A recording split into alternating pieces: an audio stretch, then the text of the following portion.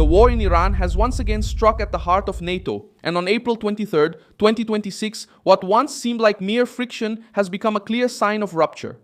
While military personnel from more than 30 nations gathered in London with all the bureaucracy and sluggishness of old Europe to discuss the reopening of the Strait of Hormuz, Iran itself increased the pressure by seizing 2 ships on the world's most sensitive oil route.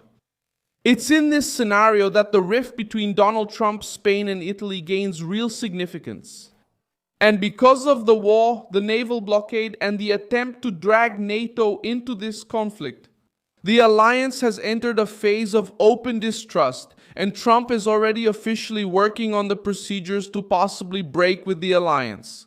I'll tell you all about this in a moment, but right now you'll want to be subscribed to the channel to stay well informed. Real-time information with the best journalistic quality you've ever seen. Na confiança, Milson Alves. The main point is simple. Trump wanted to turn the war in Iran into a test of transatlantic loyalty. Instead of finding automatic alignment, he found resistance. And this resistance came precisely from 2 nations that, in theory, should help support the backbone of the alliance in the Mediterranean, Spain and Italy. When this kind of refusal happens in the middle of a crisis in the Middle East, the effect is not just diplomatic, the effect is structural. Because NATO depends on trust, a shared foundation, military transit, quick coordination, and a sense of common destiny. When this fails because of Iran, the alliance starts to crack from the inside out.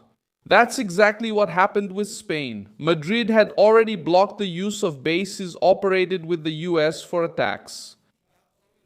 Then it took an even more decisive step. It closed Spanish airspace to US military planes involved in that war. The decision forced Washington to bypass a NATO ally in the middle of a military operation. This is much more than a symbolic gesture, it's a practical, concrete, and humiliating rebuff to the White House. And that's when it all blows up. Italy, in turn, did something similar in another way. Rome denied authorization for United States military aircraft to land at the Sigonella base in Sicily before heading to the Middle East. The justification was the lack of prior authorization from the Italian government, but the political message was much bigger than the formal justification. Italy signaled that it would not accept being treated as an automatic extension of a war led by Washington. In a military alliance, that carries a lot of weight. Why? Because when a key base in the center of the Mediterranean stops being a guaranteed point of support, the whole narrative of Atlantic unity starts to waver. And the explosion of the Atlantic crisis didn't come from tariffs, Greenland, or isolated trade disputes. These points worsened the situation, but the most recent and most dangerous trigger was the war against Iran. It was there that Trump tried to act without full coordination, increased the pressure afterward, and then started demanding it from allies as if it had existed from the start. When chaos had already taken over the Strait of Hormuz, Washington wanted to involve NATO more directly. But part of Europe responded that this war was not the alliance's war, and that response changed the entire atmosphere within the bloc. In the Italian case, the rift became even more visible because Giorgia Meloni was not a natural adversary of Trump. Quite the opposite. She had been treated as a deterrent. Parceiras mais próximas na Europa. Not in Iran, it wasn't a real rift. The movement shows that the Italian Prime Minister started to distance herself from the political axis that was pushing the war forward. And this sways even more because it's not a break with a traditional adversary, but with someone who was treated as Washington's preferred ally on the continent. Spain was already further ahead in this confrontation.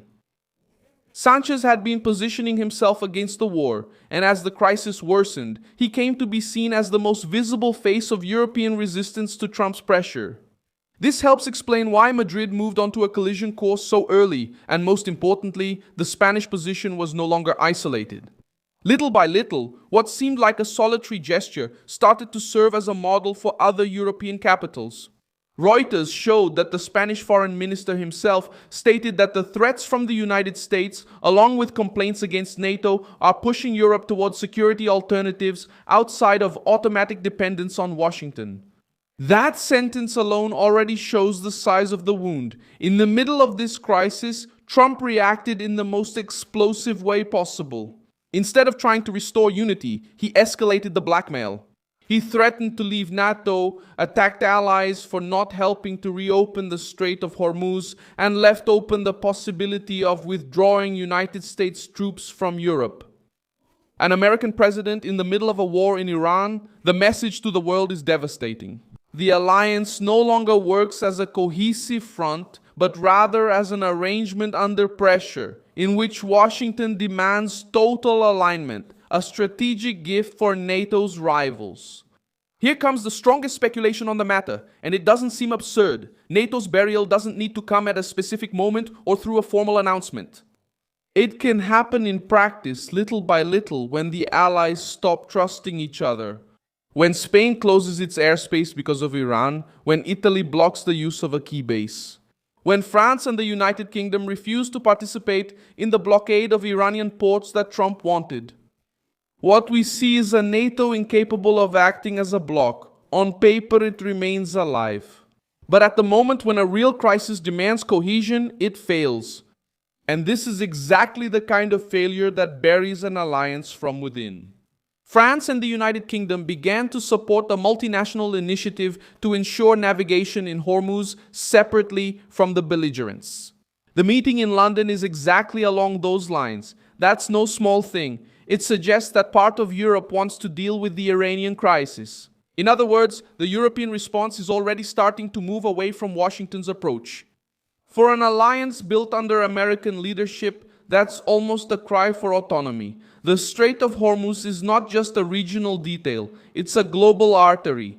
When the war in Iran blocks this route, it increases pressure on energy, trade, inflation, and supply. Europe and Asia pay part of that price. This perception brutally undermines NATO. The alliance stops appearing as a collective shield, and starts to resemble a system of forced obedience. So what's at stake is not just whether Trump will or will not formalize an exit from NATO. The question is something else. After the war in Iran, NATO is a collective shield. The collective, how do you maintain an alliance that claims to defend everyone when needed? That's the question that really haunts the bloc. Because military alliances die sooner in the realm of trust than they do on paper. In short, what's happening isn't just a discussion about military strategy. It's the war in Iran digging the political grave of an increasingly fragile NATO. Leave a like on this video, subscribe to the channel, and at the end, check out the comments so you can be even more engaged with the Milson Alves news community.